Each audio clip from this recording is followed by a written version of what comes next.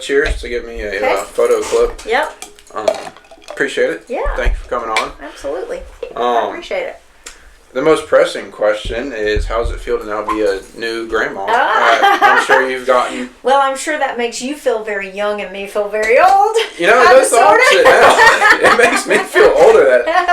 It's like, wow, I can't believe they're in a spot to I know. That's what Luke says. I can't believe brother has a baby. Yeah. Well, you know, it's interesting because that's what I said to Luke the other night. I said, how old were you and Dylan when we met? And he goes, I don't know, maybe 8 or 9. And I said, I can't really remember because it seemed like my life was going so fast at that point in time.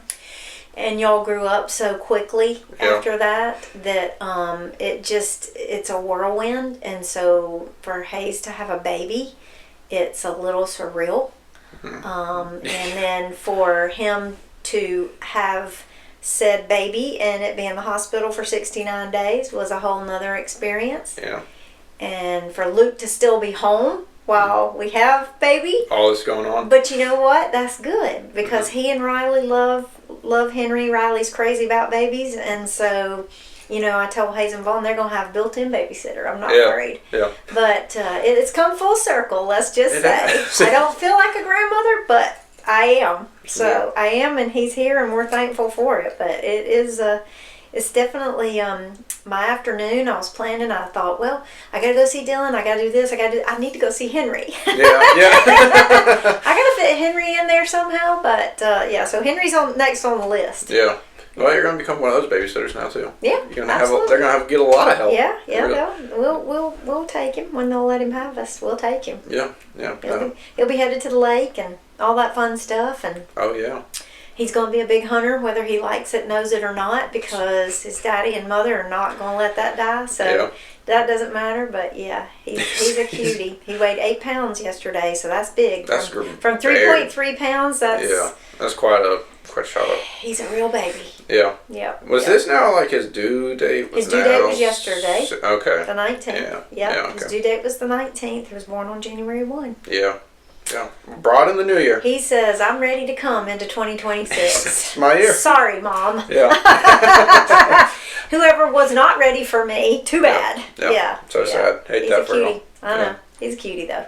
No, that's amazing for them. It is just weird now being like, wow, that's a normal. Yeah. You can say, Miss Vernon is a grandmother. That's strange, isn't it? Yeah, pretty much, yeah. What do you think about it? Your mom will be a grandmother too one day, so there you go. Yeah, that's good. Then she and I will feel old. Yeah, then I'll feel really old. My mind is still like, geez, it's like, I feel like 18 some days, then other days it's like, oh, wow. You can have like kids now, and that's like... That's right.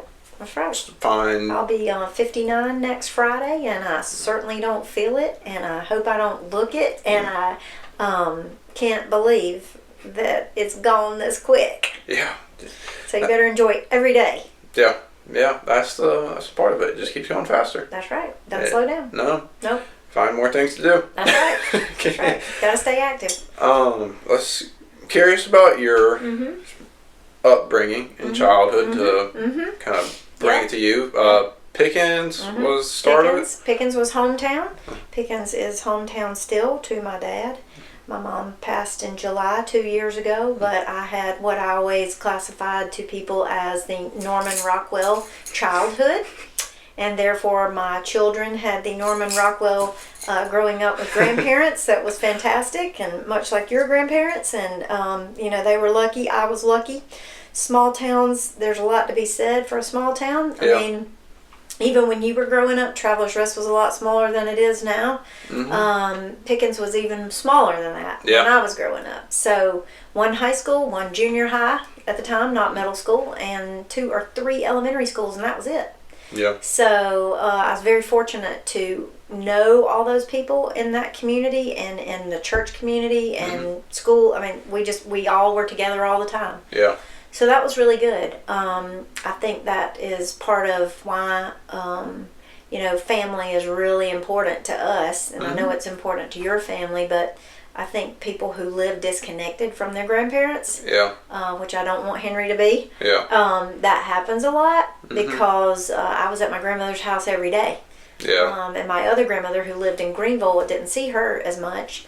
But that's a big thing, and when you're raising a family, that's huge. I think that strong bond between across the generations of how much influence is coming from other. Very much so. You're getting a lot passed down either subliminally or directly from just who you're hanging out with. Yep. So I think it is nice to have it in that kind of closeness. Yes. The tight. Absolutely. It makes a big difference versus kind of being strayed away.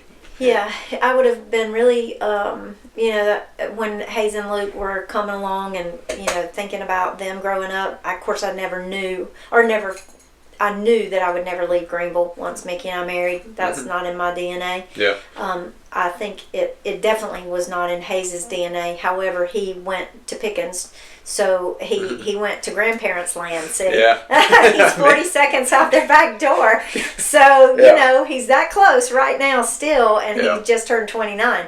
So that tells you a lot. You know, he grew up going over there. He likes it. It's small town atmosphere. Now that he has a child of his own, he says, I don't want my kids to come to Greenville. I don't want ever come back to Greenville. I want to be more in a small town atmosphere. Yeah. So he loves that.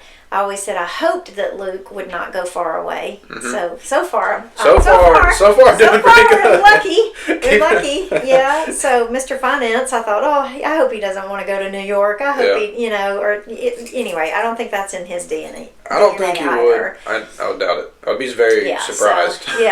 So hopefully I'll be lucky enough to grow old with both of them and their children around, because you're right, grandparents are really important. I was fortunate to have really wonderful ones, and my kids were fortunate enough to know them long enough for them to make a presence in their lives. Yeah. And an importance, and their moral values both come head to toe with Hayes and Luke, and that would have been a different story had we not have lived so close and they didn't see him every weekend, and we didn't go to the lake every weekend, and all that good stuff. So they're lucky.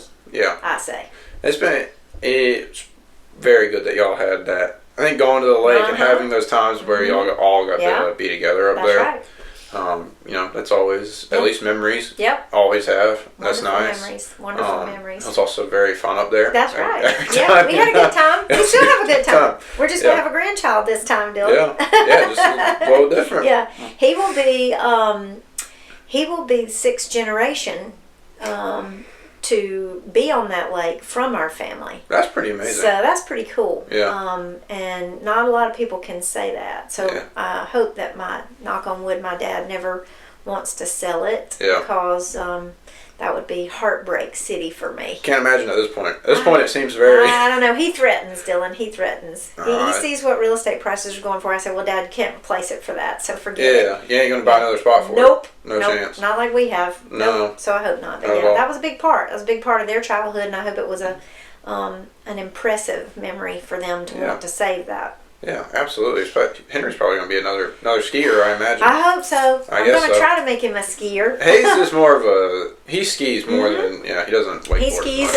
Luke does not ski. Luke never learned to ski. No. Luke is great on the wakeboard, but never put a pair of skis on his feet. I agree. Of any kind, except snow skis. Yeah. And he just did that with Riley 2 years ago. But Luke never learned to ski. He was just always a wakeboarder, kneeboarder like you guys. Skis always, it just always freaked me out. Never was.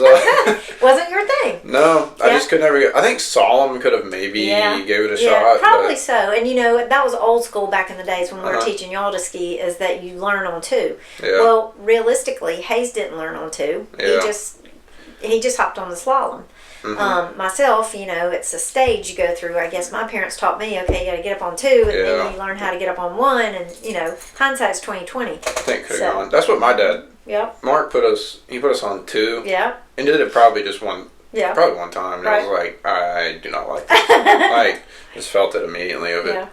It's kind of like awkward. Yeah, and just couldn't figure out what to do with them. And it's just like didn't fit your modus operandi. No, granted, wakeboarding took a while to figure out how to do as well, but it seemed more practical.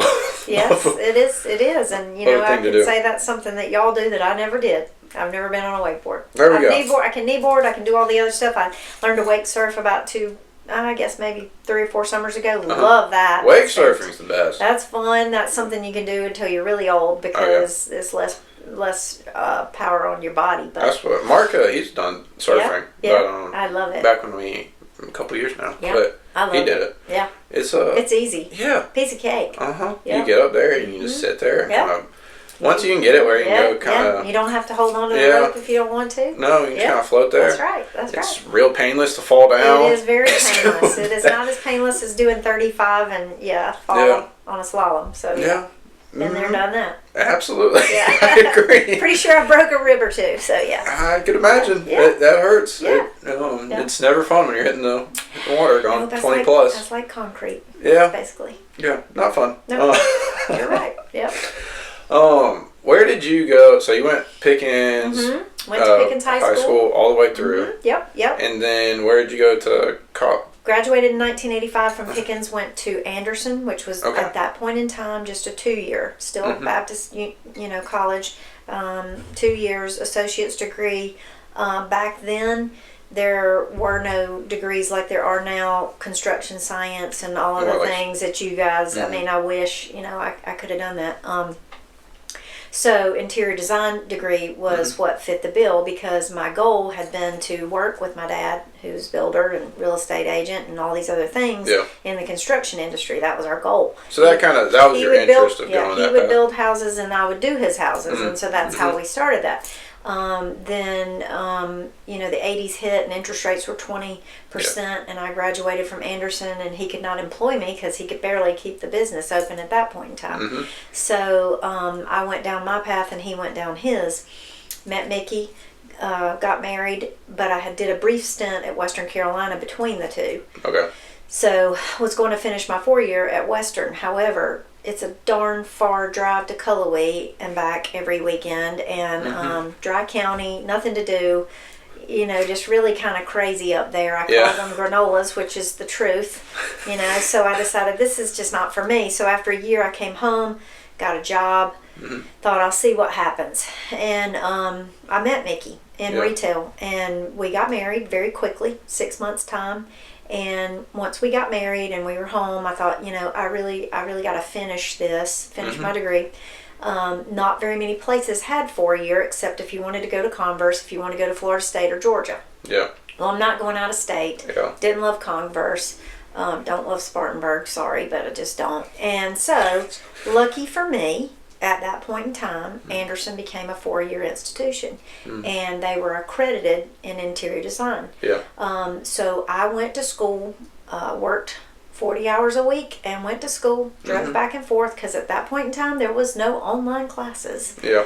So I did the time. Took me 3 years to finish the 2 years that I had left because of that.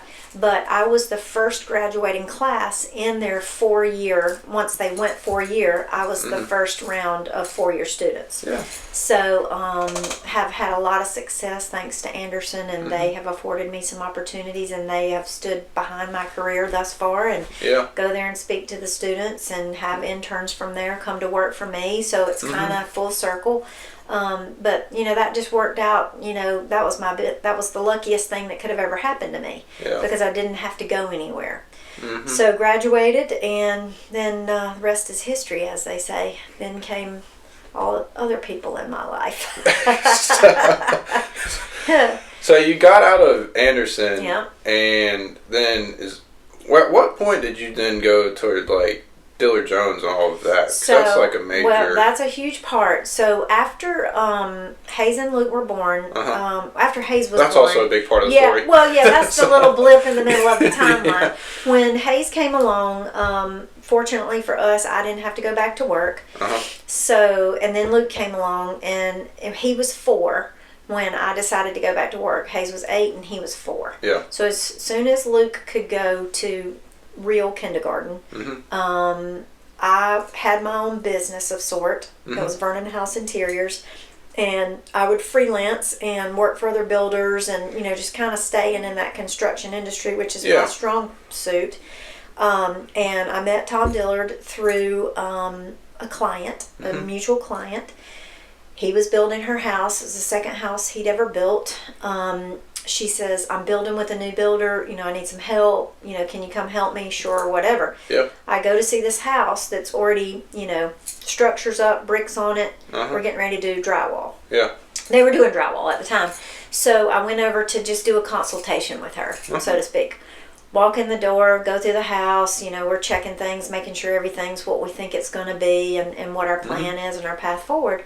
And lo and behold, he comes in the door as I'm going out, and he had a partner at the time named Dillard Jones, and Brian introduced me to him and said, this is Robin's designer, blah, blah, blah. Yeah. Shook his hand. I said, hey, you guys do really great drywall. I mean, because let's face it, if you have crappy drywall, you have crappy paint, and everything else is poo after that. So, I paid him a very high compliment, apparently. So he called me probably, 2 or 3 days later and said, hey, want to have a coffee or a Coke or whatever, and let's see, tell me what you do and how you do it, and maybe you can do some work for us. Yeah. Fast forward, I met him at a Salsaritas over on Pelham Road, got a jalapeno pepper stuck in my throat and thought I was going to die right there in the restaurant, and he'll tell you I had mascara down to my chin because I couldn't see. Anyway, we struck a deal that I would work on their spec houses for them, but the kids were Luke was still 3, 2.5, 3 at the time. So I said, I'm not looking for like a full time. I'll help you, whatever I can do. $500 or $600 a house. Yeah. So I would do all their construction selections and all that kind of stuff. If they met with a client, I would meet with them with the client. Yeah. And that's how that started. And so fast forward, then once we got really busy, we had decent amount of work that happened relatively quickly because that side of town, Pelham Road, would have, that just took off and was on fire. Every neighborhood had 500 houses, and they were really nice houses. They were the price point we started building out was probably $300,000. Well, now we're 10 million, 11 million plus. So we've grown a lot as a company. Yeah. But that's how that all started. Very simply. Very simply. Right place, right time. Yeah, right place, right time. And then Luke went to school, and I started working for them full time. We had a real office for the first time on Pelham Road. All the big brick buildings that you see that look all the same. That's where our first office was. They had a day office on Woodruff Road at Market Point, I believe it was called, where you literally brought your stuff in a box and sat it down, and you'd meet with the client. And after they left, you'd get up and get your stuff and walk out the door because you didn't really have an office. This was a virtual office, which now makes a lot of sense. Yeah. I think it was before its time. But we had that office, and we've just been going gangbusters ever since. And about 6.5, 7 years ago, Tom said, well, we grew to about, now we have 100 employees, but about 7 years ago, he says, why don't you quit giving business away on the furnishing side of things? I mean, I met your parents through a different stage of what I do now with their renovation. I didn't do furnishings, but I went shopping with your mom. But now we could do it all soup to nuts. But that's sort of how it started, because I started giving business away to other designers in Greenville, and I'd introduce them and say, hey, I think you're the right fit for these folks. Sit down, talk to them, see what you think. Hand it off. Well, we handed off a lot of business one year, and he says to me, we've given her almost $1 million in business. We need to be making money on this. Okay. Yeah. So then, you got to figure out how to start that business, the infrastructure for that business, the processes for that business, and all of those things. Yeah. So over the last 7-8 years, I've developed a team of 9 people, 2 accountants, a marketing team, all of those things to grow us into a successful business. So within the Dillard Jones family, which is owned by Lux Brands Collectives, we have about 10 companies, and mine is one of them. Okay. So there's a holding company at the top, and the rest of us filter down, but Dillard Jones is the mothership. Yeah. And 90% of all the business I do comes from Dillard Jones, which is really nice. But over the last 12, 18 months, we've seen a real surge of growth, which I've been trying to get outside of Dillard Jones. That includes Bluffton, Charleston, Asheville, Cashers, and here in Greenville. I have 5 offices. Yeah. So it's a lot of mouths to feed. So in order for that business to be profitable, I have to figure out a way for these gals, my designers, to make more money. So we got to have other jobs besides Dillard Jones. So we're vertically integrated. We have our own pool company. We have our own cabinet company. We do all our own millwork.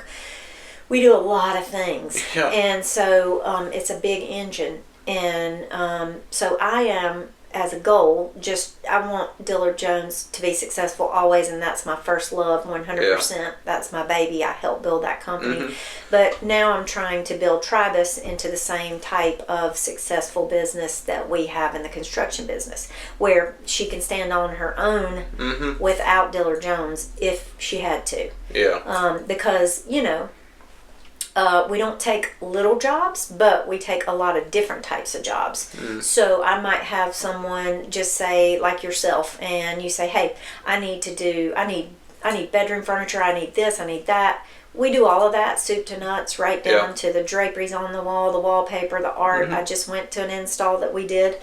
But that's how we generate more business. Yeah. So hopefully at some point in time, we are a freestanding company, but we financially need to be a little bit stronger than we are. Yeah, it's probably always better to be able to not have to rely.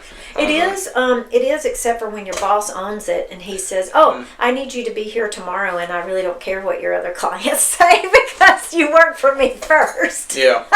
Makes that so there's that, and it does make that challenging. But we have a really diverse staff. One of my most seasoned veterans started working for Dillard Jones at the front desk. Nothing about interior design. Yeah. College degree, of course. She knew about a software that we used at the time for our billing and invoicing and all that type of our AP stuff, and it's called Sage. And so she was hired to try to to do that. Navigate it. Yeah. Yep. So she knew it, and the accounting team knew it. So she was just going to be somebody who navigated through that. She sat outside my office for about 3.5 years, and then all of a sudden became, kind of like my right-hand man. Yeah. And I pulled her into what I do, taught her what I do. She did everything for me. Yeah. She still did and does, and she's out, she has her own clients now. Yeah. But she taught herself AutoCAD. Wow. Because I'm too old. They did blueprint drafting when I went to school. Even when I went back, they were just coming into CAD and Revit and all those technologies. Yep. I know none of that. Don't want to. No. Better to skip it. Yeah, no. Yeah. I'm very technologically challenged. Everybody will say, yes, you are. But she learned how to do all that. And so she and I were very successful as a team. But then as the businesses grew and we started adding more stuff, we needed more people. So I started hiring other interior designers. We found out really quick that interior design students coming out of school know zero about construction. They know everything about the pretties and the tchotchkes and the fabric and the blah blah, but they don't know anything about the guts and the glory of building a new house. Yeah. That's where I came in. So I do a lot of training. I do a lot of teaching. I do a lot of speaking at different places when I need to. If somebody asks me, I am a past president of the Greenville Home Builders Association, so they ask me to come back and kind of help them mentor students from time to time. And we even do have some connections with construction science at Clemson. And they're always fascinated to see the progression of how what I do really interfaces with what they do. Because my girls are on the job sites with the PMs probably at least 2 or 3 times a week. If the project manager has a question, he's calling her. He's not referring to somebody else in the lineage of construction, which Hayes does our construction management. So between him and them, they pretty much run the job. I'm on the outside of things looking in, the periphery to everything that we do. But it's been an eye-opening experience to see how educationally they don't have what they need to fit into the real world with a construction career, a career path that goes the way that I went. So my professors at Anderson have always been like, we got to do this, we got to do this. So now, even more interior design programs at other universities, especially Georgia, Florida State, all those big ones, they have what they call interior design architecture. So it falls under the architecture umbrella. It's a lot less art and pretty stuff, and it's a lot more technical things. Yeah. Which is what they need to know to interact with our project managers. I imagine that's important. I mean, you have to very know important. how's it getting built is an important part. It is very important, yeah. You know, because we do rough-in walkthroughs. We check the plumbing, we check the electrical, we know where the outlets are, we know, how many can lights do we need. But they also work with the architecture team at Dillard Jones to draw RCPs that got the reflected ceiling plan based on the furniture plan. So it's hand in hand. It all goes together. It's just all connected from It's very connected, and back in the day when I started, that wasn't the case. No, nobody was spending $500,000 or more on a furniture package for a house. That's why I didn't do that. That wasn't what I could do. Yeah. They just wanted to know what was the paint color and the tile and the how does all that work together. Now it's just you walk in from the design standpoint. We design, build, dwell at Dillard Jones. And we have Doma Architecture, Dillard Jones Builders, Tribus Interior Design, Village Millworks, Liquid Pools, and we have a maintenance company. So all of it. I mean, it's very unusual to find that. So in moving to the other markets that we're in, like Charleston, very architectural driven. It's you're kind of not cool if you don't have an architect first, and then you go out and find your builder, and then you go out and find your interior designer. That also kind of blows your budget out of the water. A set of plans with an architect in Charleston is over $200,000. Like come on, it depends. Depends on the budget. Well, yeah, but you got to make it look nice. You have to make it look nice. Can't put lipstick on a pig, and some people do. But we try to be very methodical about the entire process, which is very unusual down there. It's not so different in Cashers. We pretty much perfected it here in Greenville, and everybody else followed suit. After that, everybody did it, but makes the most sense. It also probably is the most cost-effective way. To just have it streamlined. Doesn't all the way matter. Through. And a lot of the track builders around here, well, that's what they get about this process. Well, they've got package A, B, and C for you to pick, and you're doing this floor plan and this floor plan. It makes it easy for you. It makes it easy for them. It fits into everybody's bucket. Yeah. We just take that to a different level. It's custom. It's a custom design. It's custom design from the furniture standpoint and all of that stuff too. But it was not done back in the day. I can't say that shocks me, but true. But I understand. I understand, especially if you're trying to hand it off to trying to find a different one. Every discipline is different. Well, it's different. You're also paying on top of that. That's right. A larger fee every time you go to someone else. That's the kind of cost of doing business versus if you have it all in house.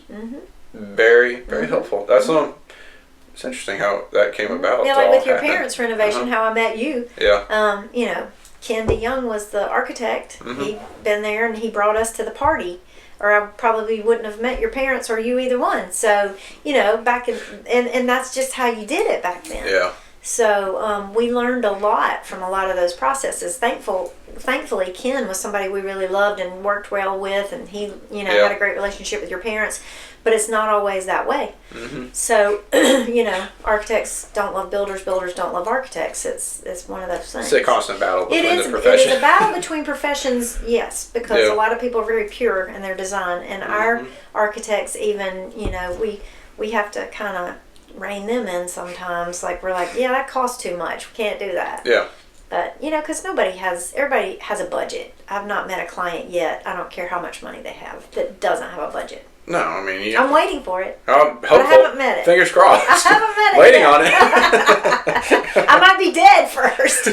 Henry might be in college. Yeah. Yeah. Yeah, that would be a tough one. That would be. Not going to hold the breath for that one. No.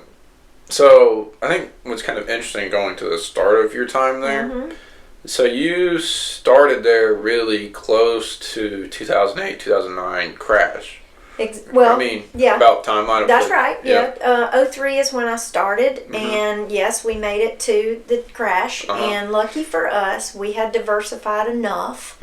We had brought architecture in at that point. We had me, and that year we had a showcase home because we're part of the Southern Living Custom Builder Program.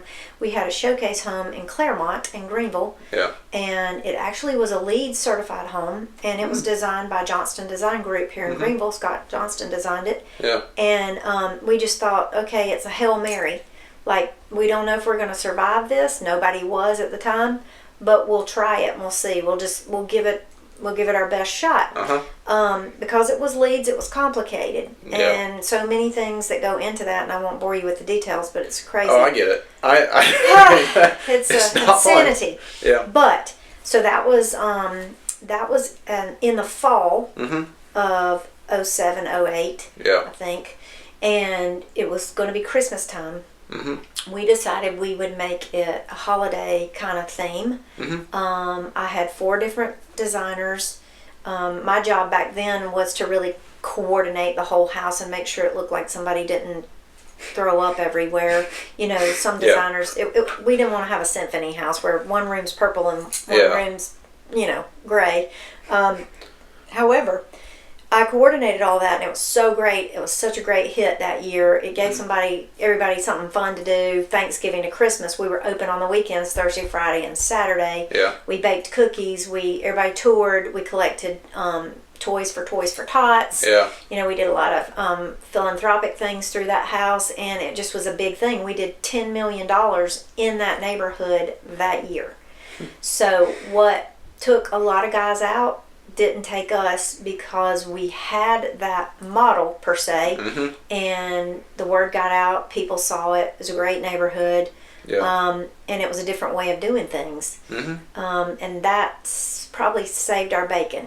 Yeah. Truth be told, that was a turning point in how Tom turned the company and pivoted and decided, okay, the more things that I can have in-house and the more vertically oriented we can be, the better off we're going to be. So was that like the base of kind of the exponential curve? That's when it really started. That was just like, that year coming through Christmas, like there were so many custom guys in Greenville at that time.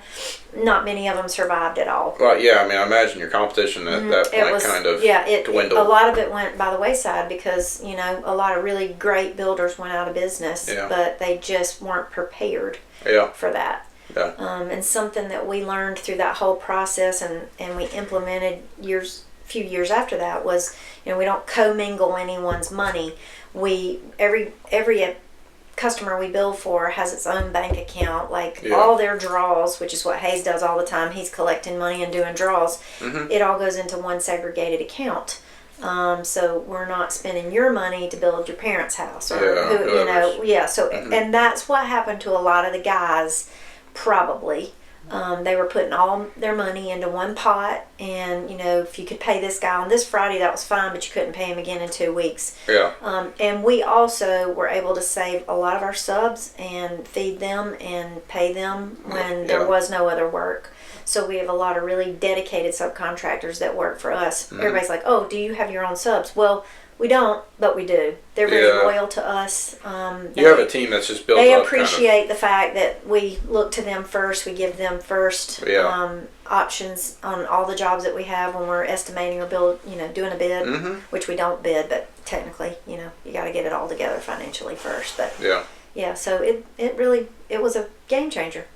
Yeah, I mean, that I think the other kind of part of that is when you come out from the other side of it, you look very good. Is that like you just made it through this downturn? You take obviously, a deep breath.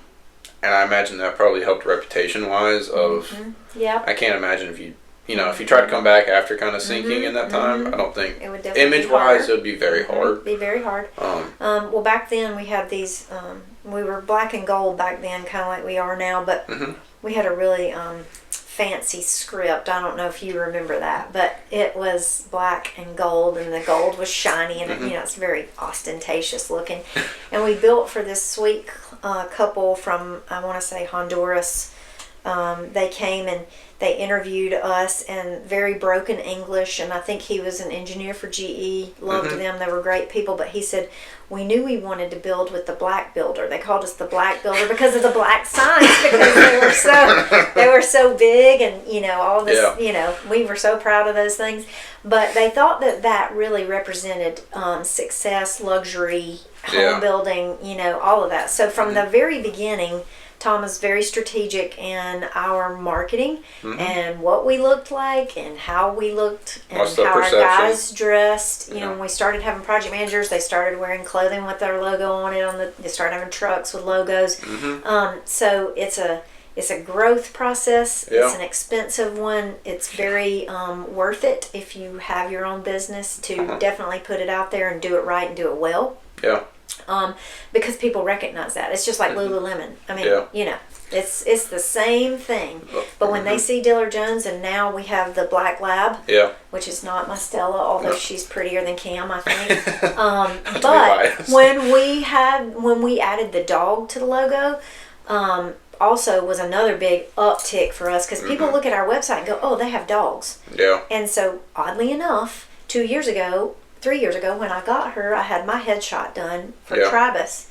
And I said, let's put the dog in it just for fun. Because, you know, so she's sitting up beside me. And we actually had somebody last week, so they saw the dog on the website with me and thought that was the greatest thing, and you know, called me, and, you know, they want to do work with me because I have a dog. Well, I bet this area, I bet the South in particular. Exactly, I was gonna say. I bet the people. I mean, this lady was from the coast, but she was like, "Oh, if you love dogs, I know, you know, so that is a huge thing."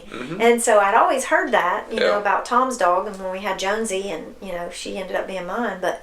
When I got her on the website, Stella is now going to be, like, she's going to be in the Tribus photos. Yeah. She's on there twice, but at least somebody recognized her, so it's pretty sweet. A little celebrity with you. Yeah. No, and she's at work with me every day, so that's the other thing is they come in and they say, where's the dog? Yeah. Anybody that comes into our office, if it's a Dillard Jones client, a Tribus client, whatever, they want to know where the dogs are. I think that's the other part. I mean, you've always had someone. Yeah, we've some dogs always been traveling with you. Whenever, I mean, whole time knowing you, it's been coming home and there's a dog with you. There we got dogs. Hopping in and out of the car. That's right. In and out of the car. The trucks, I think, is the biggest one because there's just nothing. I mean, it's just so easy. Yeah, to spot. To recognize that goes with y'all. Yeah. Because there's not like another. Yeah.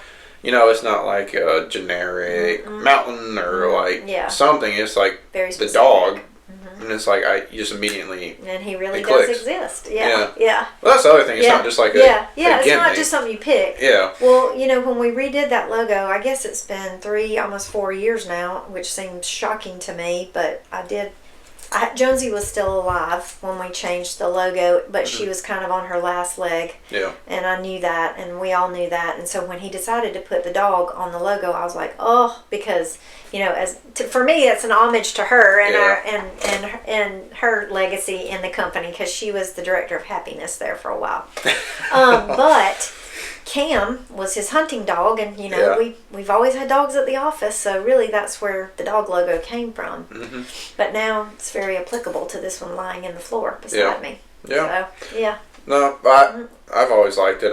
I just thought it's always fun to have something. It is nice. Fun. Marketing is a huge thing for your business. Whatever you do, it's your calling card, and how you know, just like your little.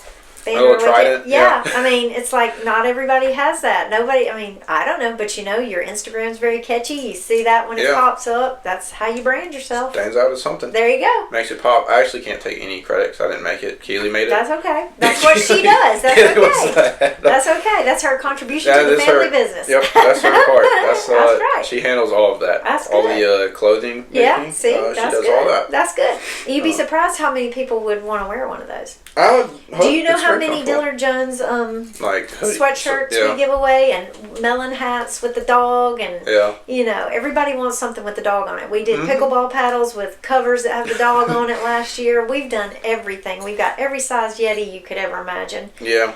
That's so and I have Tribus stuff too, but it's not as cute as the ones with the dog. No, it's hard to beat. Yeah, it's very hard to beat the dog. The dog's just so neutrally, you can wear it anywhere. Yep.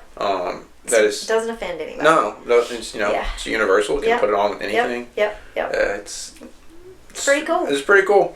With all this traveling, what are your interests now? Hobbies that you actually have gotten into? I know work is obviously. Well, work has always been hobby number one. Yeah. Not really hobby now. It was a hobby when I started. Yeah. Work is a lot.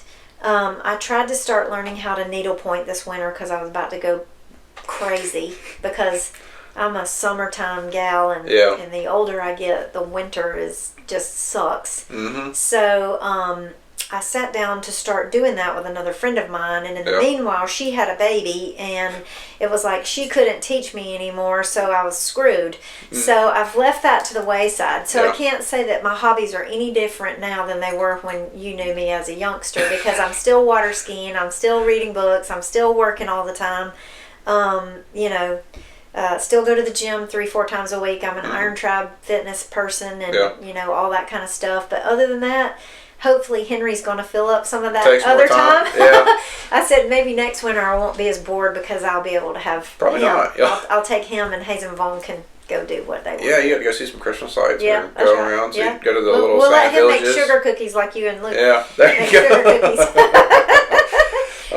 Keely also, she tried to take up needlepointing as well. It's harder than you think. Yeah, that's what I can do other things, but that was one thing my grandmother didn't teach me was how to needlepoint. Yeah, I have no chance of figuring it out. It's fun though. I've taken some classes. It looks cool, but it's just very neat. Yeah. It's one of those things that I don't know how much I'm willing to dedicate. Yeah, I think it's not you, Dylan. I don't think it's quite up my alley of things that I want to do. I thought in my mind, I would be a really smart mother, and I'll be able to do Luke a belt because he loves Smathers and Branson. I thought, okay, I could do that because you can buy those, you can do them yourself. But I hadn't gotten there yet. Maybe one day. Maybe eventually. Maybe when I retire. What? Wow. Thinking about it. No, not yet. No, I'm not going to retire. I'm not going to ever say I'm going to retire. I mean, Tom makes fun of me and says I'll be picking out paint colors at Home Depot. But I think having witnessed my mother have dementia and she retired and stayed home and didn't really have a hobby or a purpose or a whatever, that it really took her out faster than it should have. And I think that as long as you can and you want to, you should. Yeah. And my 101-year-old grandmother, who passed away this past June, worked in the Ingalls at Cherrydale in the deli department till she was 97 and COVID hit. And she had to quit. Yeah. Because they didn't want her there, high risk, whatever. Right. She literally worked there for 25 years after she had retired from her job.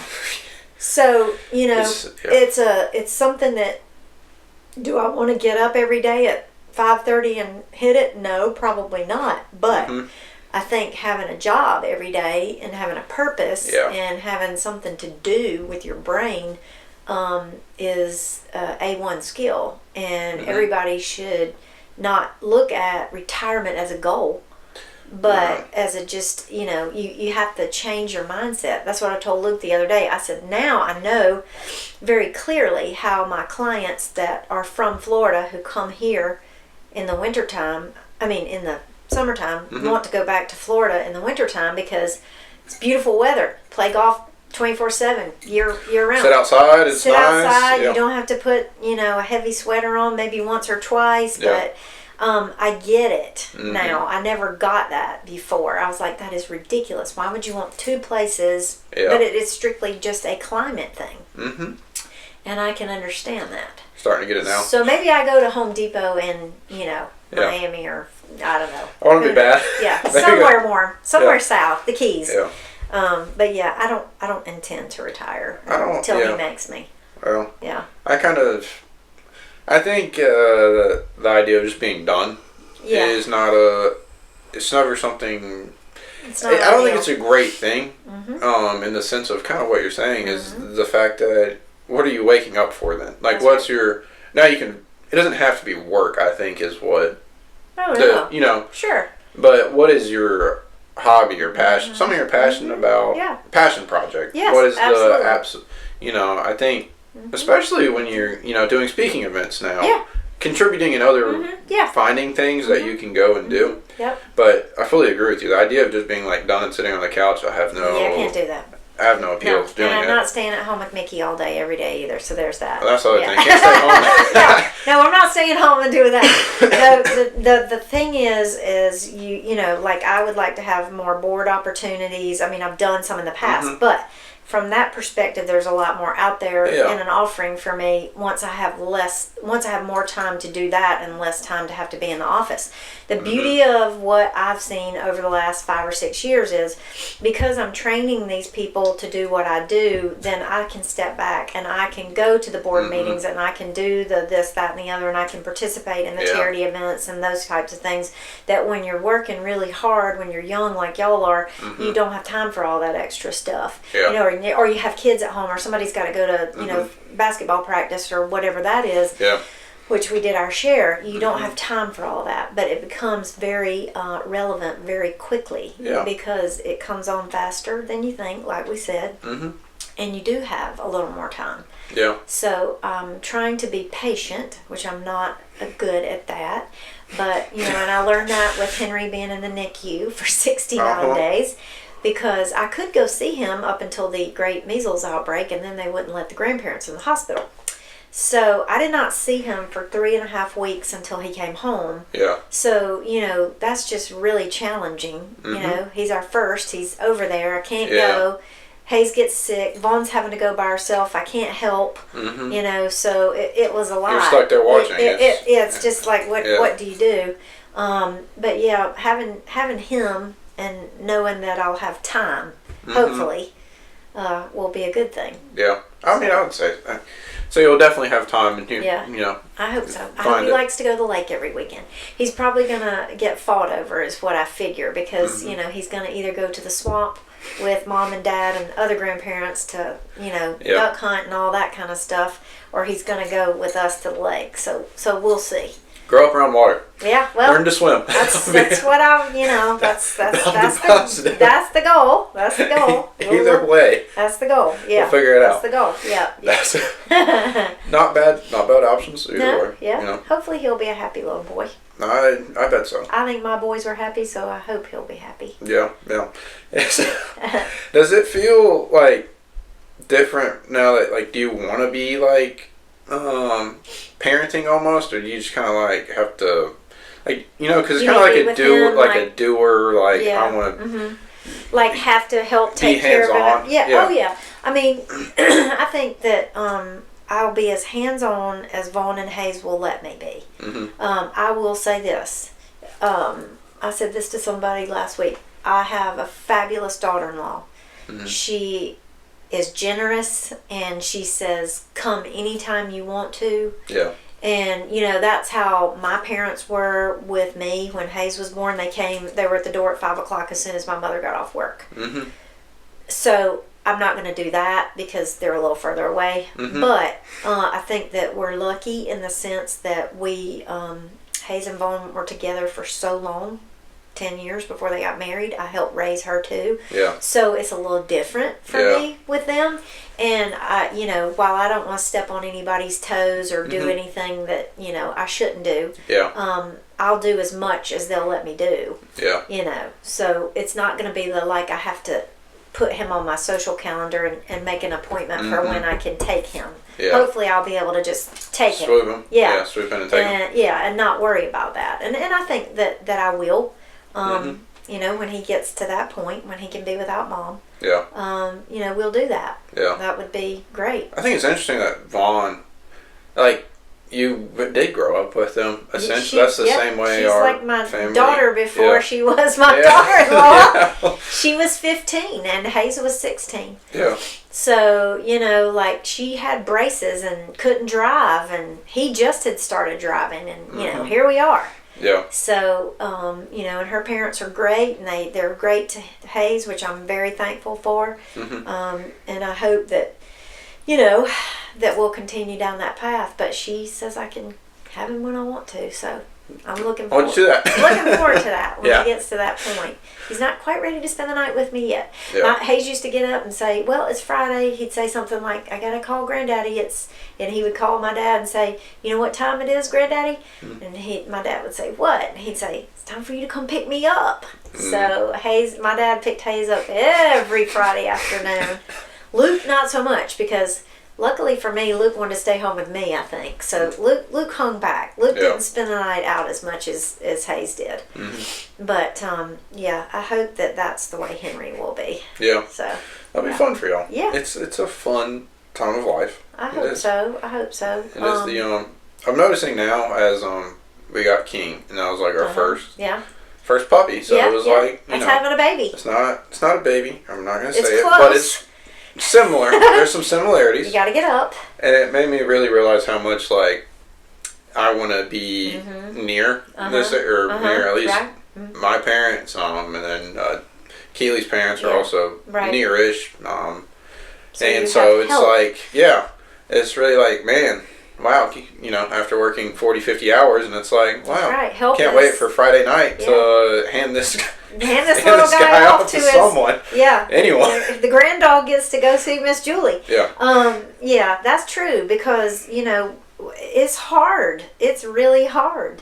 And you are tired and you do want help. Puppies, dogs, kids, or otherwise. It really doesn't matter. And I was very lucky that my parents would take both of mine and not want to bring them back. They had to come back, which I was always glad, but they would take them and go, and whatever we needed, that's what they did. And that is important for raising a family. I feel for one of my gals that works for me, the one that taught herself AutoCAD, Lyra. Her parents have just moved here from Ohio, but her dad travels and works. But they were away for the whole time that they have been in South Carolina. So Hudson, their son, is getting ready to be 4. And they had no help. And when he was little, I was like, do you want to come to my house to eat? Or, husband's traveling, I can hold the baby while she can eat. It's hard to do that by yourself. And, people don't realize that, I don't think. Until it happens to you. I don't think until it's yours. Until you realize it. I think it's very hard to realize. Like, I've always considered myself a patient person. I would say that. And that little dog will test. He'll push it right up to the boundary. And it's like, I can't imagine a 2 or 3 year old that's and it's think about you and your sister, how close in age you were, what your mother went through. And your dad was out. And he was out. He was gone all night long. It's I can't imagine how difficult it would be. And it also is like, Julie, I'll move upstairs if you want him 24/7. I was like, I can't. It's not time yet, but when it comes, it's like, there's no way to deal with this solo. That's not a good thing. That's not a good thing. It's very hard. Very hard. Yeah.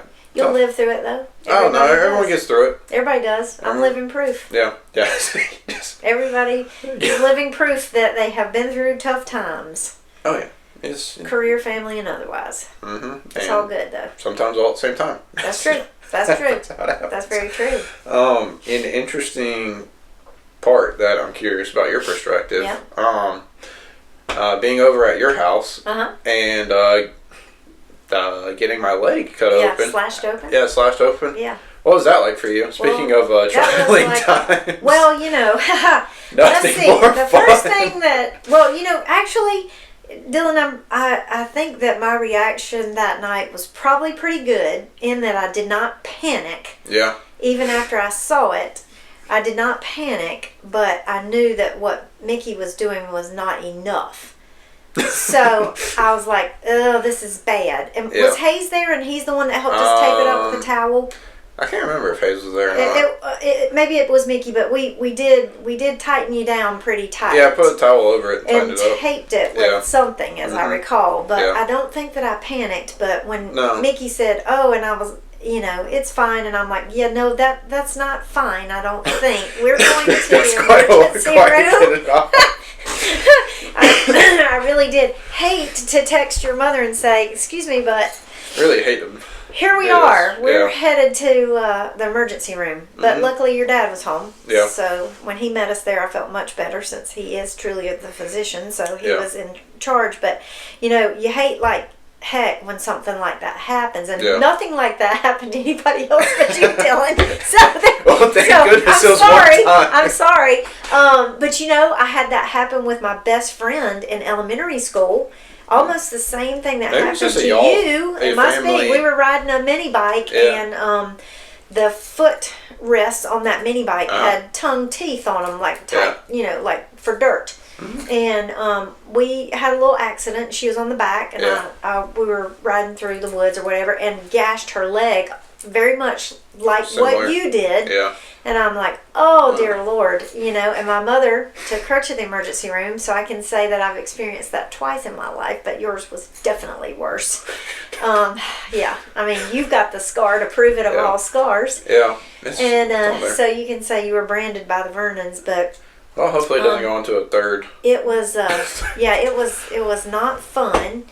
And all I can think of is I remember maybe Mickey or I once saying to Luke, we told you not to go out into the... Well, I think it was Mickey told him, don't go out there and play whatever it was y'all played with the running through in the trees and the Nerf guns and all that business. Yeah. And, so... I was like, this is great. There's a reason you parent. There's a reason you say don't do things. That's exactly right. And I'm sure that the two of you learned that lesson very well, because I'm sure it freaked Luke out, although at the time I don't remember. Yeah. I remember him riding with us to the hospital, you and me and him. But, yeah. No, it's not a forgettable No, it's not a forgettable experience. The only part that's amazing is I still don't know what actually... I don't think I'll ever figure out what actually cut I know what you got cut by. Because it cut at such an angle. It was an angled slit, like Mickey had cut down some little tree, just like new, what do you call them? Fingerling trees. Let's just say little fingerlings that were coming up, and he had cut all that back, but he cut it with a hatchet. So rather than cutting it down like this, he hit it sideways on an angle. So what you hit was something that was about that tall, and you tripped, and you had on shorts because y'all didn't wear pants back then. And it just gashed your leg like a knife. Amazing that I was able to go through. It's that sharp. Yeah. It was a really good slit. It's really, I don't think it could happen about 100 times. No. You could run through those woods a million times and it would never happen to you again. You're right. Thank God. But it was bad. Yeah. It was very scary. I felt horrible. It was terrible. And then I felt even worse that you were scarred for life. Then I thought, well, at least he's a boy and it's on his leg, and whatever. So yeah, but it was terrible. It's never been a I don't know, never did any permanent damage from it. It's just got a scar on it, Yeah. Well, whatever. Boys will be boys. Yeah, exactly. I guess. What is it if you don't have a cut up or That's broken? True. We all have scars. You got something. That's you gotta right. have something somewhere. You got a badge of courage from your youth. Yeah. At my house. Yeah. So there's that. Yeah. Better than it could. Yeah. Could have been worse. Absolutely. Yeah. So positive. A few stitches and we're done. Yeah. Only a couple 30, but. Besides that, couple 30 stitches. It's fine. It was 30 it was stitches. Fine. That's right. I remember that. No, it's massive wound. Massive. It's funny. You could have been amputated. It is just funny that it happened at your house. Out of all the because we have woods at our own house. And you didn't do that at your house. I guess I don't know. Yeah. Never. Yeah. It's just never ventured forth. What are the odds? Did the wild things away from home, I guess. I think that's probably how it goes. Yeah. It is. Yeah, it is. But your parents were really cool, thank God. Mm-hmm. But it was scary. Yeah, I can imagine. We survived. Yeah. Let's see. What any other things going on that you have you read a lot? Oh yeah. Yeah. Mm-hmm. Is it a lot of fiction or nonfiction? It's like we were talking about the Unreasonable Hospitality. I kind of listening to that type of book in the car where I can utilize a new skill or take something away from it. Mm-hmm. I sit on the dock and read a lot of stuff that's just stuff. Yeah. But when I'm in the car, I try to read something that's beneficial. Part of what we're learning as a company right now is that AI is taking over a lot of what we do. So we've been listening to a lot of, YouTube videos, podcasts, all these people that are putting things out with AI. Because AI is definitely going to be a tool that implements itself whether you like it or not in just about any career. Yeah. That includes architecture, not so much what I do, It still takes the personal touch of what we do to make that work. I think it'd be hard to interact with. We can implement stuff into a software based on the reaction of the client and bring that to life, but AI can't do necessarily what I do from a selections kind of thing. AI can be your project manager's tool for construction on the job site, managing your job sites every week. AI can do a lot in architecture. I mean, just think about it. I think about AI so much for attorneys and doctors, and because there's a lot of times where that's what you're going to get. I mean, back then we didn't have doctor on demand, but now think of all the things that you all the things you ask. That's exactly right. It's ChatGPT. And is this headache a problem? That's a good quote. Hey, Vaughn went into labor and she says, "I think I'm in labor," and it says, "No, you're not." And Hayes goes, "That's one time when ChatGPT was way wrong." Yeah, it told her she was in preterm labor. But and I learned that a lot from Hayes because he and I share an office. Yeah. So he has fully embraced, because he's a geek at heart. He's fully embraced the whole thing with ChatGPT, AI, all of those things. He has learned. He has a new friend, Claude. I don't know if you've heard of Claude. So Claude has developed 2 programs for him this week that he's going to implement. One is on the warranty and like punch list side of things. Yeah. And then one is on my side of the business for selections update and how we operate, because we do a builder trend software, which is an online software that the client can see the progress of the job. Yeah. So Claude will come up with answers and timelines and questions and how all that filters into those systems. Yeah. So, anything that I can do to kind of, I didn't know what Claude was until Hayes goes, "Mom, Claude." And I'm like, "Really?" And then all of a sudden, came in handy. I was in something this week that was really important. And the lady goes, "Something about Claude." And I'm like, "I know what you're talking about." So, thankfully, I'm trying not to be stupid about it. It's coming, whether we like it or not. Yeah. Whether it's good, bad, or ugly. I think you got to know what you can know and know how to implement it into your business and know what it's going to do for you long term. Yeah. And know how you can, make money from it. Well, that's the big thing. Efficiency-wise, it's if you're not using it, you're kind of falling behind almost. Very If you're true. trying to avoid it, that's what me and Maddie will talk about. Yeah. Of that, if you're trying, if you're working at a, I'm just going to say corporate job, but that's right. if you're not using it to figure out how to make an Excel formula, correct, and you're just spending, an hour or however X amount of time versus, a minute to be like, I need a formula to do X, Y, Z. Exactly. And then it's and done. It spits it out and it's instant.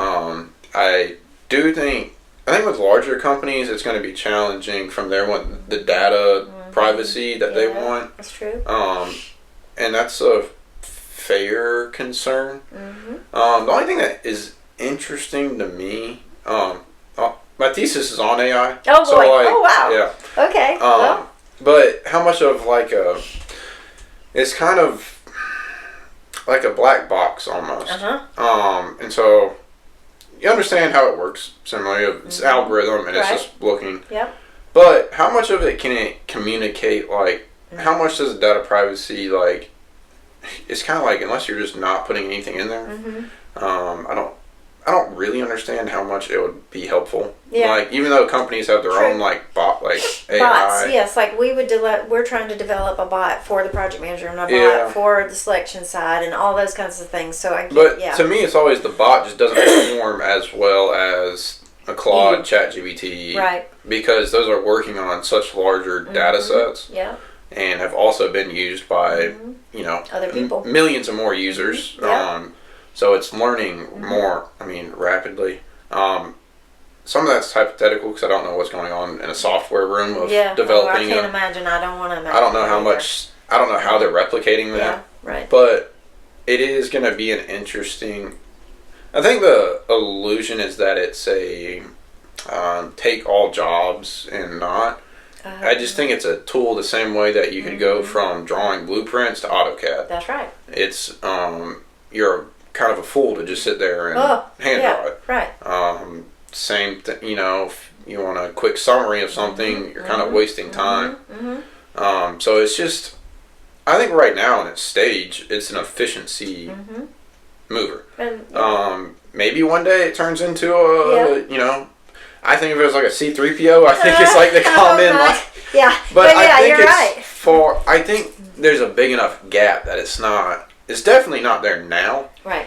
But it is one of those things that who's to say where you are in 10, 20, 30, lifetime. I'd be interested to know what your dad thinks about that, given his past profession. He's used it well, it was more in the tail end. Yeah, and how in the medical field, you know, are we going to have doctors operating virtually and, you know, like all those kinds of things. Yeah. So, I don't know. That's sketchy to me. There's something that's... I'd rather see it in my industry than his. But there's something calming about the human presence. That's so, right. like, if you try to take you out of interior design, you just said, client, go type in what you want. Right. One, you're still going to have people that I don't even like that at McDonald's. Yeah. Like, people hate ordering it themselves. Like, I don't like that. They don't like it. So let alone if you're spending, you know, $1 million on $1 million plus on a house. Yes. I'm not just going to want to turn it over to, like, the chat bot. Yeah. And also you have people that aren't technology savvy. That's right. That aren't going to understand it. So it's going to be... I think you could have a loss of some jobs, you know, but I think what's the creation of other jobs the same way as, to me it seems similar as like the internet comes along. That's right. And everyone's going to lose their job. But then you have other things created that you would never have thought of. That's right. So I think it has a lot of misconception. I hope. It's got a long way to go. It has a long way to go. And that's the other thing. It's like, it's telling you that you're not in labor when you're clearly, like... Yeah, she was dilated till 5. We were clearly in labor. It's clearly a flaw. Yeah, it's clearly flawed. And, you know, and that's what he said this week with the Claude thing is, I'm teaching it to speak Dillard Jones, you know, because it's like everything else. The input, your output's only as good as your input. Right. So... You know, there you go. And that's why I feel like you, it can't take away everything, and it can't take away the human touch, and it can't take away, you know, the human experience that you want to have at all these milestones in your life. So.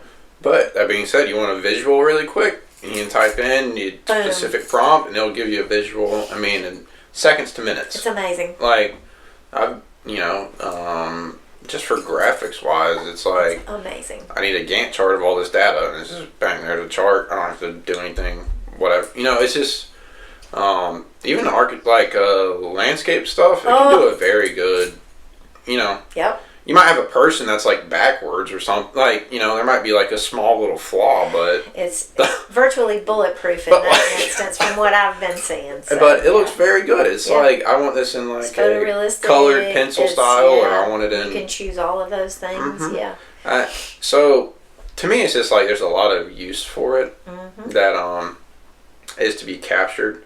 The one thing I think that would help people is having a context profile of giving it like a sample of my writing style, what I'm looking for in responses. Right. Because it's an assistant. That's right. That's what it is. Like, so if you don't tell your assistant, you know, I want typed like this. That's right. You're gonna get what you like. You're just gonna get something back. That's right. So I'm gonna be curious on where it goes.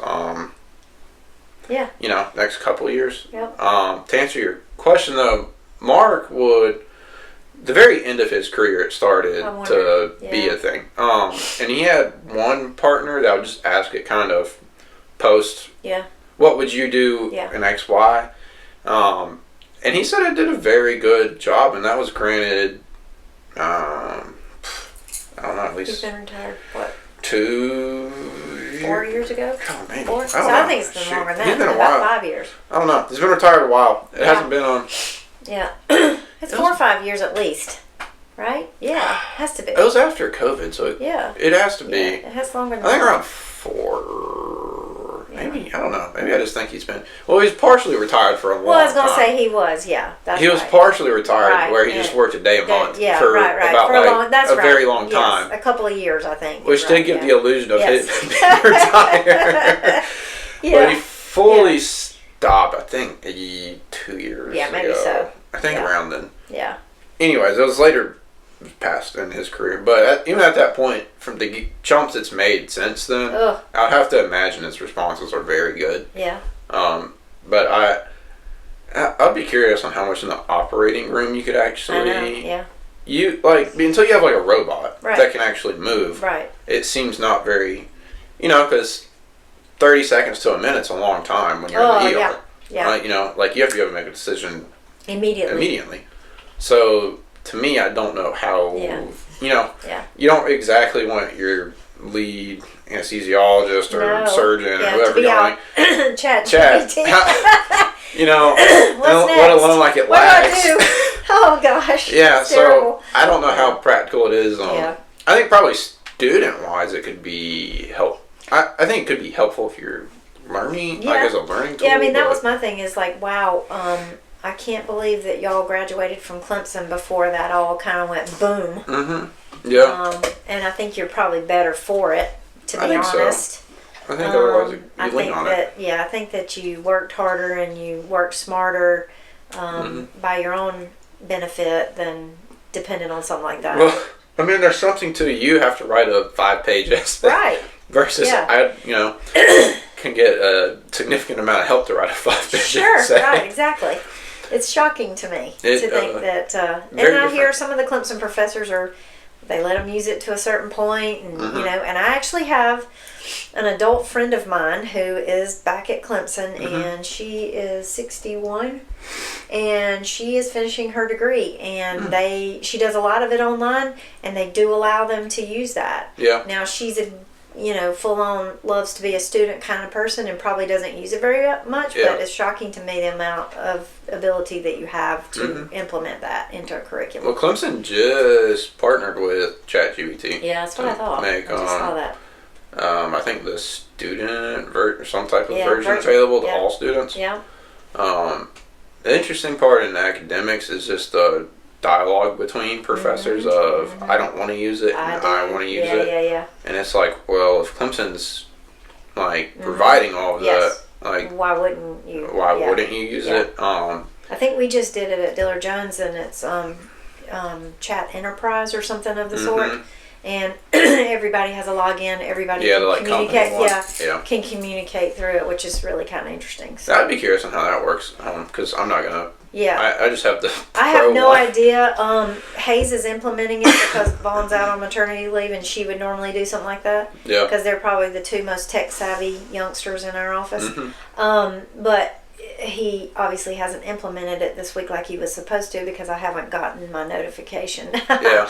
But I'm going to be interested to see how that works. I'm curious. From a communication standpoint between the companies. Yeah. I think it's what the desired relationship is, to be able for everybody to see and communicate through that network. We'll see. I don't know. I'd be curious. It's probably might talk to him to see how it goes. We'll get there. Because I'm curious on how that would go. He's pretty good to implement, so we'll see. Yeah, the Enterprise would be pretty cool. Yeah. Yeah. That's it. That is a lot of. Yeah. That's a lot of questions. That's Yeah. So to answer your question, books, I haven't got much past that lately this week. Yeah, that's fair. But I probably need to brush up. Yeah. I'll just ask ChatGPT. Yeah, just ask for a summary. It's pretty simple. You don't even have to be a reader anymore. Exactly, which is not good, because you should always read. You could probably get it to be like a comic strip. Yeah. I bet it could print you out in many different.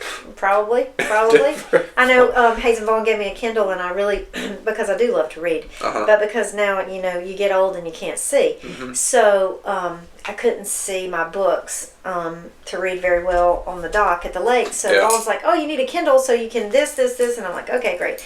And while it's still good and it's efficient and all that good stuff, I still like to hold a book in my hand. Yeah. And to really read. And so although I did Unreasonable Hospitality, I read the book and I listened to an audiobook because I still like to read it. So yeah. I think Luke does that too sometimes. He does. He doubles up. Yeah. He does a whole underline it all, summarize it at the end, and he's very shockingly, he and Hayes both like to read too. So that's good. Yeah. I know he loves his Kindle. Yeah, he does. He does. He's a big Kindle guy. Yeah. That's because he's cheap and he doesn't want to buy the book. Yeah. No, he's not. Well, I bet cost-wise, you probably come out about the same. About the same these days. Yeah. I'd have to imagine. Because I think you still have to buy it on the Kindle. Yeah, you do. Yeah, so if you have Kindle Unlimited, it's not as expensive. Yeah. I think. I don't know. The main thing is I just want to one day get a kind of a small library in our forever home. Well, when you do, we can design it because we have designed some beautiful libraries. But that's what I really want. So it's kind of like they're gorgeous. We're about at like we could get a wall almost of some. Yep. And I'd like to have like one that's like 3 walls and you walk into it and it's beautiful with the you got to have the ladder on the brass rod that slides around so you can go all the way up like they have at the Biltmore. Yeah, pretty much. That's what I would love. Well, so I have all the books that I read at the lake in my lifetime at the lake. Yeah. They are there in physical copies. And so I thought, I'm going to put them on a shelf around my bedroom up there thinking, oh, that'd be really cool, but I haven't done it yet. But I've left all of those books there. They're there. Mm-hmm. Now you just have to move them on. So I just need to build a shelf and put them up there. Yeah, it's hard to take when you're at the lake, it's like, yeah. Instead of decorating inside, I might as well be outside. That's right. Maybe once you get an afternoon thunderstorm, you're there, finally find I can build the shelf to put them on. I doubt it. I'm not that handy. I need somebody. After all these years. Well, no, it's, that's what everybody says. Oh, and so the big misconception is, you don't come to my house and it looks like a magazine, and you can attest to that because I don't have time for that. That's definitely not my thing when I get home, and Mickey loves to watch HGTV, and he has our little house torn apart right now because he's remodeling it, and I haven't even darkened the door of it because I could care less to see it. I don't want to know what he's done. I don't care what color it is really, except on the outside because people drive by. Yeah. But yeah, I got to turn it off. It's probably the best split. You have to turn it off. Yeah. So my house is... At least you have that one firm line of... Yeah, it's not changed a lot in the last 30 years, but that's because I just, when I come home, I'm done with it. I mean, that's fine. It's a great place. No, change what's not broken, don't fix it. Just let everybody do what they think. No, I find that funny. Mark does the same thing now. If you'll find... Imagine Mickey does the same of find projects to create out of... Yeah. Except Mickey starts another project before he's finished the first project. So we have projects at home, but he's gutted the rental house, and so it's torn to shreds on the inside. Luke's been in it. I haven't been in it. Luke and Riley have been in it. Hayes and I have stayed out of it. That's a good... He didn't want to take our advice, so we said, okay, you're on your own. Oh, there you go. So worked out. That's fine. So no harm, no foul. Yeah. We'll Stay see. out of it. That's right. See the final product. That's right. We'll see. We'll see when it's done.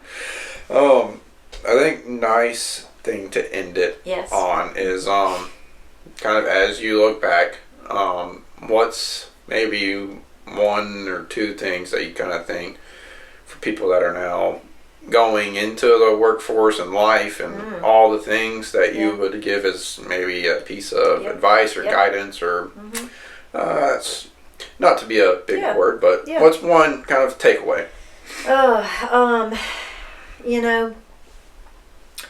Mentorships are huge, and I think that I benefited from listening to and meeting my dad's friends and being in the industries and kind of relying back on those people who had great experience and that I admired. Yeah. And I hope that, and I know Hayes and Luke both have benefited from meeting people that I've introduced them to that I thought, I have this client that this is the perfect avenue for Luke to talk about finance and know, all that stuff. Or, when Hayes construction, like he's hooked in no matter. But I think that you got to know about the past before you can know about the future. Yeah. And, me coming from where I came from and learning it like I did, I hope that people take away from that it is ever evolving, it is ever changing, but experience is worth everything. And it doesn't matter if it comes in the form of a diploma or if it comes in the form of hard work. Yeah. But if you listen to those people around you in the industry that you are in, you'll be twice as successful, because you can be successful and not be significant in your career. And I steal that from Skip Holtz this week when his dad died, because they were great clients of ours. Yeah. You would never know that he was Lou Holtz's son. Yeah. You know, you meet genuine people who give you things if you just listen. Yeah. And so by mentoring and listening to people and taking their advice, whether you use it or not, and I tell that to my kids, doesn't matter whether you decide to do, you're going to do what you do. Yeah. But I think that's important. And y'all are very lucky, because I think that all of you grew up doing that. And I come across people of your age that are not your group of people. And it does make a difference. Yeah.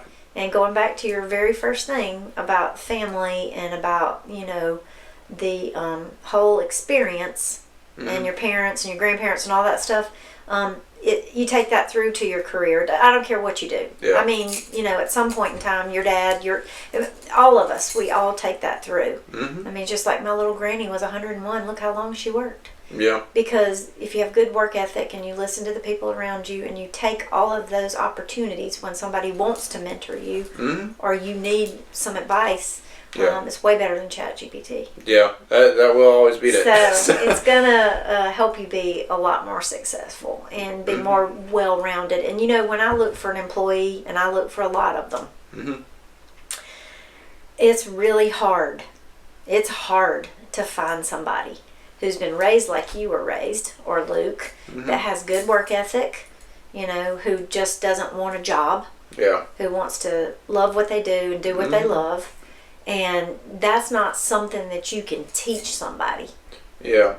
So in today's world, you know, and you're coming out of college and you're looking for a job, you got to have that, and you've got to have the people skills. Yeah. And it's important. I feel the people skills are probably the hardest. I think that's probably the biggest gap of, I think even just, can you have like an actual conversation? Right. Can you hold some type of conversation? True. Very true. I think that's at least just an entryway into the into the door. Yeah. A lot of things I've gotten are because having small conversation, just you could right place, right time, and I could communicate. I could talk. That's right. Yes. You know, it just makes a difference. It makes a huge difference. That's, I don't know if you've heard it, but that's how I got into city planning. Yeah. Like, I mean, right. It's just I think that's a great. Yeah. It's great that you mentioned that because it is a huge thing, and I don't know exactly how you practice that or get good at it, but the only thing that I can say about that is, and I was lucky in that my dad was very much a push me out there. I could do it all. You know, there's no failure. Yeah. So when you raise your kids, it's your responsibility to teach them how to do that, because that's what my parents taught me, and that's what I've taught Hayes and Luke. And Mickey too, but you know, I mean, he's helped me teach them. Is what I meant to say there. Yeah. But you know, because if you don't, as a parent, the one thing in America that is broken is the fact that, you know, nobody gives a damn about what their kids are doing. Yeah. And you know, if you care, and that's one good thing that you and Luke with the team sports. Yeah. You know, if that doesn't teach you anything, nothing will. Yeah, that teaches you a lot of things about a lot of different areas in life, about parenting, about other people's parents, about you, your teammates, all of those kinds of things, dependencies, and who you can depend on and who you can't. So those are the things you have to teach your children. Yeah. Because you're only as good as the last conversation you had, the last job you had, the last project you did, you know, but your legacy lives on through your kids and what you help them bring to the table. Yeah. So Henry has to be very well rounded.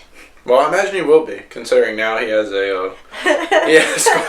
has all the fields of construction right. He's covered. Got a lot of different things to do in life if he wants it. Yeah, and he got or I guess an uncle for now. That's, right. You know, other different. That's right. Different paths, so he has quite a few people to call on. Yeah. He'll have opportunities. Yeah. Yes. It's it would be good for him. Yeah. It would be. Hopefully so. Yeah. Well, thank you so much. Well, I thank you. appreciate it. And thank you for I enjoyed it. I'm honored. all of it. I'm glad you took time out of your day. Yes, I know you're a absolutely. busy woman. Nope, it's all good. All right. Thank you. Yep.